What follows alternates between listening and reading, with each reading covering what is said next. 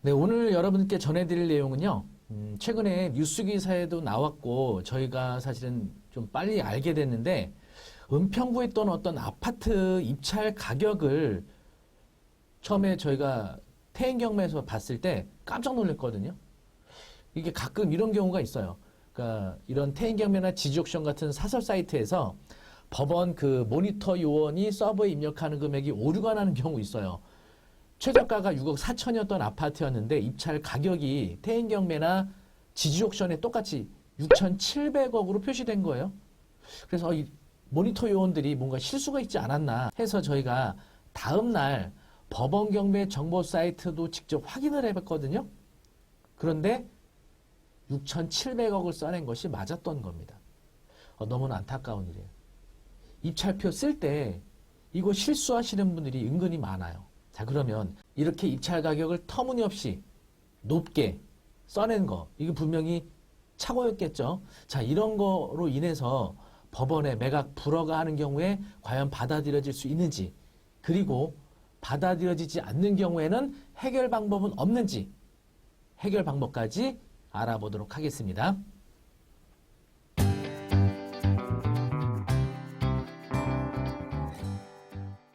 자, 먼저 은평구 진관동에 있는 뉴타운 상림마을 아파트인데요.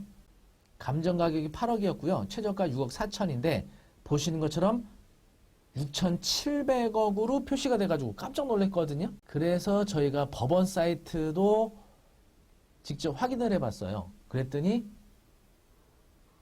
6,700억 맞습니다. 잘못 써내신 거예요. 이분이 그래서 법원에다가 매각 불허 의견서 제출했어요. 그런데 받아들여지지 않고 최고가 매각 허가 결정이 나버렸습니다. 자, 이렇게 입찰 가격을 터무니없이 잘못 쓰는 분들이 있어요. 입찰표 이렇게 생겼는데 여기가 이제 입찰 가격 쓰는 란이거든요. 아마도 이분이 이렇게 6억 7천만 원 이렇게 쓸 의도였겠죠. 그런데 이렇게 쓴 것 같아요. 그런데 여기에 써야 될 6을 여기에 쓴다는 거 사실은 이게 이런 실수하기 쉽지 않거든요. 한 단위 정도 밀려 쓰는 경우는 있는데 이렇게 무려 3단위나 앞당겨서 이렇게 쓰는 건 사실 쉽지가 않은 일인데 어떻게 이런 실수를 했나 모르겠습니다. 자, 이외에 관련돼서는요, 대법원 판례가 있어요. 민사집행법에 의한 부동산 경매 절차에서는 민사집행법 제121조 각호 및 제124조 제1항에 규정된 사유가 아닌 이상 매각을 불허할 수 없고 최고가 매수 신고인이 착오로 자신이 본래 기재하려고 한 입찰 가격보다 높은 가격을 기재하였다는 사유는 민사집행법 제121조 각호 및 제124조 제1항 어디에도 해당한다고 볼 수 없으므로 그러한 사유로는 매각을 불허할 수 없다. 이렇게 과거에도 이런 일이 많았기 때문에 법원에 이렇게 명확하게 대법원 판례로 정해놓은 겁니다. 민사집행법 제121조 매각 허가에 대한 이의신청 사유라고 되어 있는데요. 첫 번째, 강제 집행을 허가할 수 없거나 집행을 계속 진행할 수 없을 때. 두 번째, 최고가 매수 신고인이 부동산 매수할 능력이나 자격이 없는 때. 요건 사실은 농취증과 관련된 거거든요. 농취증을 제출하지 못하면 불허가 되지만 결국은 이거는 입찰보증 몰수되는 특별 매각 조건으로 가는 거죠. 부동산을 매수할 자격이 없는 사람이 최고가 매수 신고를 내세워 매수 신고한 때 최고가 매수 신고인, 그 대리인 또는 최고가 매수 신고인을 내세워 매수 신고한 사람이 제108조 각호 가운데 어느 한에 해당하는 때 최저 매각 가격의 결정, 일괄 매각의 결정 또는 매각 물건 명세서의 작성에 중대한 흠이 있는 때 천재지변 그 밖에 자기가 책임을 질 수 없는 사유로 부동산이 현저하게 훼손된 사실 또는 부동산에 관한 중대한 권리관계 변동된 사실이 경매 절차 진행 중에 밝혀진 때. 일곱 번째, 경매 절차에 그 밖에 중대한 잘못이 있는 때라고 해서 이와 관련된 사유가 있으면 낙찰받은 후에도 매각 불허가를 통해서 불허가 결정으로 입찰 보증 반환받을 수 있는데 사실은 이런 일을 발생되기가 매우 희박하죠. 사실 이런 사유는 물건 명세서에 충분히 고지가 되어 있고 중대한 사실이 물건 명세서에 기재되지 않는 경우는 잘 없거든요. 그래서 이런 걸 막 감정평가서 물건 명세서 흠결로 불허가 신청하는데 사실 이것은 법원에 되게 부담이 가는 일이에요. 법원이 잘못했다는 것을 인정하고 불허가를 내줘야 되는데 이거 사실 어렵거든요. 그리고 충분히 법원에서 이러한 사실이 다 감정평가서나 물권명세서에 표시되기 때문에 이런 사유 찾아내긴 어려워요. 자, 이거 낙찰받으신 분, 이 영상을 보시거나 아니면 낙찰받은 분과 관계가 있는 분이라면 제 영상을 보시면 해결 방법 하나 있어요. 확실한 방법이 하나 있는데 과거에 이런 사례가 하나 있었거든요. 과거의 사례를 통해서 입찰보증금 반환받을 수 있는 방법 알려드리도록 하겠습니다. 물론 무조건 이렇게 되는 건 아니에요. 어떤 특정 요건이 갖추어진 경우, 해당 조건이 이렇게 되는 경우에 가능한 겁니다. 한번 이 방법을 생각해 보시고 고민하시고 결정해 보셔도 좋지 않을까 생각이 듭니다. 자, 과거에 있었던 사건인데요. 의왕시에 있던 포일 자이 아파트였습니다. 자, 보시면은 최저가가 6억 4천만 원이었는데 무려 입찰 가격을 72억 3천만 원을 씁니다. 그래서 이분이 대금을 미납해요. 그런데 보시는 것처럼 이 사건은 취하가 됩니다.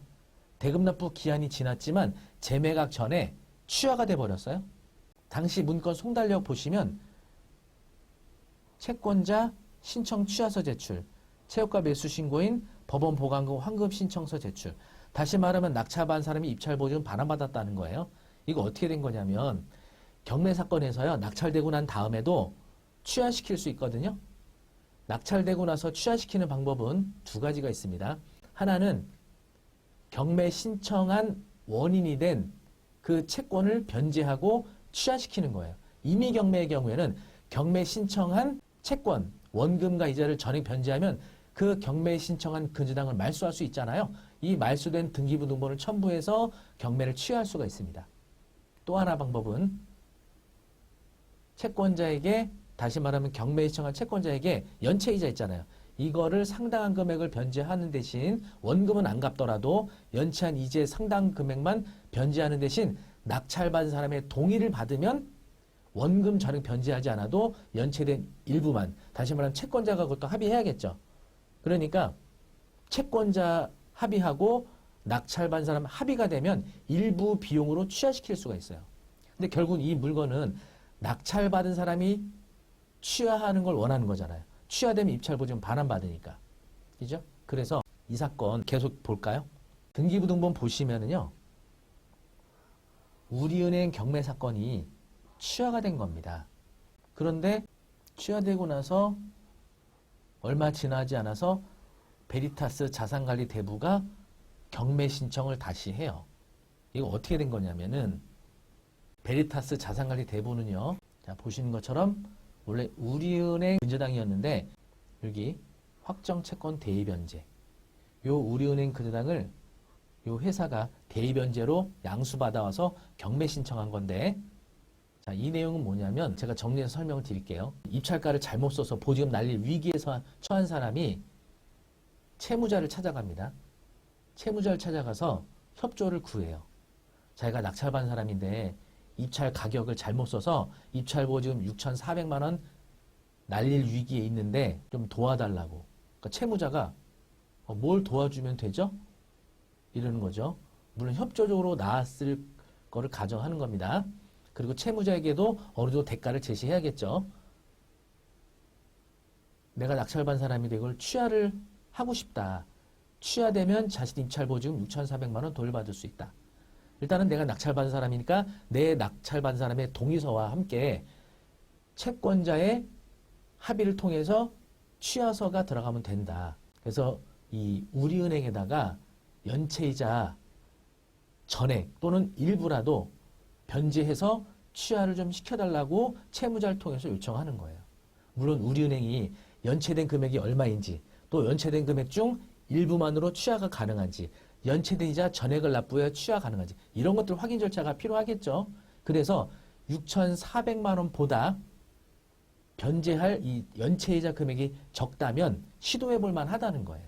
만약에 예를 들게요. 우리은행이 2천만 원만 지급해도 취하를 해준다고 하면 이 사람은 우리은행의 연체이자를 채무자를 대신해서 낙찰받은 사람 대신 변제해줘요. 2천만 원을. 그래서 자신이 작성한 취하 동의서와 우리은행의 취하서 이거를 법원에 제출하면 경매 절차가 취하돼서 입찰보증 6,400만 원이 돌려받을 수 있는 거예요. 물론 2천만 원은 연체이자 변제로 없어지는 돈이죠. 그러면 4,400만 원은 건지는 거잖아요. 그거 갖고 채무자에게도 일부 비용을 좀 지불해 줘야겠죠. 그리고 채무자는 또 어떤 이익이 있냐면 이게 결국은 우리은행을 변제해서 취하는 시켰지만 결국은 우리은행이 이자를 계속 내야 되는데 채무자로서는 이 부동산에 설정된 채무가 훨씬 다른 채무까지 많기 때문에 결국은 이 부동산을 살릴 수는 없어요. 일시적으로 취하를 시켰던 것 뿐이지. 그래서 우리은행 그 땅을 대변제로 양수받은 대부회사가 경매를 다시 신청하죠. 그래서 결국은 이 물건이 언제 낙찰되냐면 2019년 10월 22일 날 낙찰됩니다. 그러면 이 물건을 낙찰받은 사람이 잔금 납부를 언제 하냐면 11월 7일 날 잔금 납부하죠. 그리고 아마도 이 채무자는 이사를 2019년 12월이나 1월 중에 나가게 되는 거죠. 요때 낙찰됐을 때보다 1년 이상 더 살 수 있잖아요. 채무자로서는. 그러니까 채무자로서는 어떤 이익이 있냐면 1년 동안 오래 거주할 수 있죠. 또 반환받은 입찰보증 중 일부 돈도 받을 수 있죠. 채무자로서는 협조를 안 해줄 이유가 없어요. 그래서 이거 이번에 낙찰받은 분 채무자를 찾아가세요.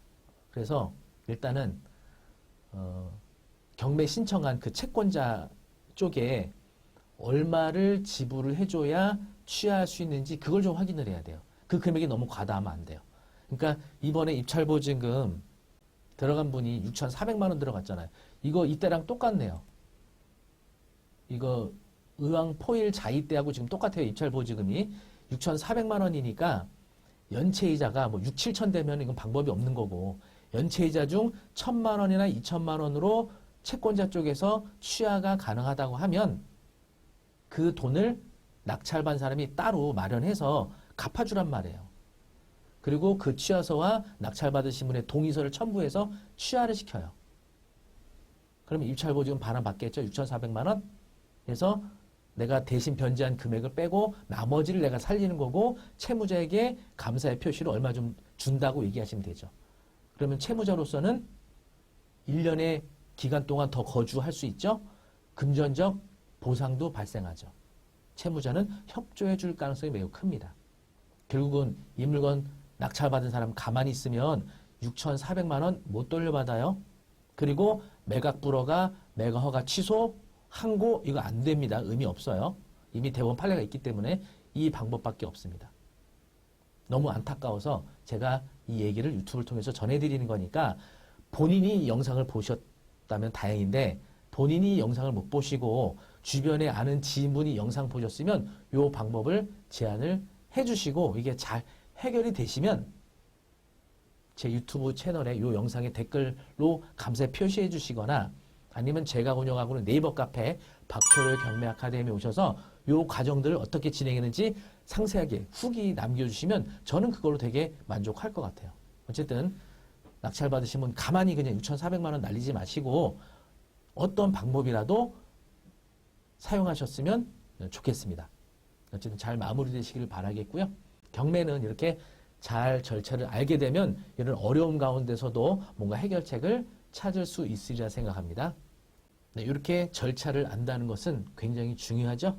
우리가 위기에 처했을 때, 실수했을 때 이것을 되살릴 수 있는 이런 방법들을 찾을 수 있는 겁니다. 겨울 학기를 맞아서요. 12월 달에 롯데백화점 강남점 문화센터에서 경매 기초과정 수업을 진행합니다. 롯데백화점 강남점은요. 화요일 오후 1시부터 3시까지 오후 시간에 진행하게 될 거고요. 그리고 사업하시는 분이나 직장인분들을 위해서 용산역 안에 있는 아이파크 문화센터에서 목요일날 저녁 7시에 개강을 합니다. 그래서 편리한 시간대에 가까운 장소에서 한번 수업을 들어보시면요. 경매에 대한 이런 상세한 내용들을 배우실 수 있고 성공하는 방법, 또 내가 실수했을 때 다시 회복할 수 있는 방법 이런 것까지 자세히 배우실 수가 있겠습니다. 그리고 12월 10일에는요. 저희가 오프라인으로 진행하는 수업이고 온비동매와 임장 스터디라 그래서 온비동매 이론 수업 4회 그리고 임장 2번 총 6회로 진행되는 온비동매 수업이 되겠습니다. 온비동매에 대한 재산의 종류나 절차 또 권리분석까지 재미있는 내용으로 온비동매도 배우실 수가 있겠습니다. 수강 신청하는 링크는요, 아래 모두 올려드리도록 하겠습니다. 12월에 진행되는 다양한 경매와 공매 수업에서 만나 뵙기를 바라겠습니다. 감사합니다.